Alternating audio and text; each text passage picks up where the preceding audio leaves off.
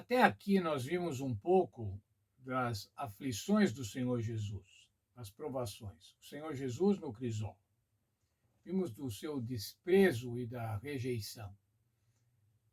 Jesus era desprezado e era rejeitado, especialmente pela liderança religiosa e também pela liderança nacional, pela liderança do reino de Israel.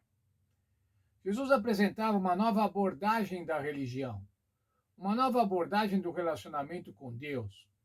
Apresentava o Senhor Deus como ele realmente é, um Deus de amor. Com essa nova abordagem, Jesus tinha grande oposição, um ódio. O desejo dos oficiais da igreja, naquela época, do clero e do Estado, era eliminar com Jesus. Os escribas, os fariseus, os sacerdotes, o rei de Israel, toda essa liderança queria eliminar Jesus. Tinha chegado a hora do sacrifício e Jesus estava vivendo agora um momento extremo, de estresse extremo. O ânimo de Jesus. Veja, se Jesus foi buscar apoio nos seus amigos mais chegados. Marcos capítulo 14, verso 34, diz assim: A minha alma está profundamente triste até a morte. Fiquem aqui e vigiem comigo. Jesus estava falando com Pedro, Tiago e João. Venham, fiquem comigo, orem comigo, me ajudem, me apoiem. Outra versão deste mesmo verso diz assim: A tristeza que estou sentindo é tão grande que é capaz de me matar. Era assim que Jesus se sentia. Estava chegando o sacrifício do Salvador, o sacrifício que havia sido prometido aos primeiros pais, a Adão e Eva.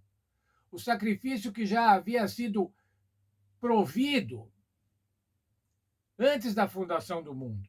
Veja 2 Timóteo 1,9. A graça que nos foi dada em Cristo Jesus antes dos tempos eternos. Antes dos tempos eternos, irmãos, o Senhor Deus já tinha um plano de resgate para a humanidade no caso do pecado. Essa que estava chegando agora era a data mais importante da história da humanidade. A data da redenção. A data da redenção por conta do sacrifício do Senhor Jesus Cristo. Pedro tinha chamado os amigos, Pedro, Tiago e João, para vigiarem com ele, para orarem com ele. E o que aconteceu, irmãos? Eles dormiram. Como pode isso, dormir? Vigiem, orem. Jesus disse depois: vigiem e orem, vocês precisam vigiar, vocês precisam orar, vocês não podem dormir. Com os acontecimentos que estão se sucedendo, vocês não podem dormir. O sofrimento atroz do Senhor Jesus fez com que por 3 vezes ele orasse a Deus e pedisse: se possível, passa de mim este cálice. Passa de mim esse sofrimento.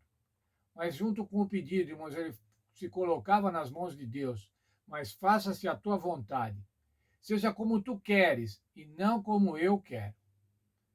Jesus Cristo, como homem, irmão, estava sofrendo agora angústia extrema. A Bíblia diz que o seu suor se transformou em sangue, gotas de sangue da sua testa, por conta do sofrimento, por conta do estresse. Qual que era a angústia de Jesus, irmãos? A angústia de Jesus era a separação com o Pai.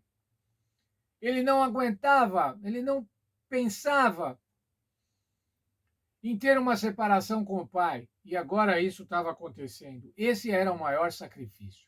Veja, por favor, comigo o texto da nossa lição da Escola Sabatina, na página 149. Foi a uma pequena distância dos discípulos, não tão afastado que não pudesse vê-lo e ouvi-lo, e caiu prostrado em terra. Sentia que pelo pecado estava sendo separado do Pai.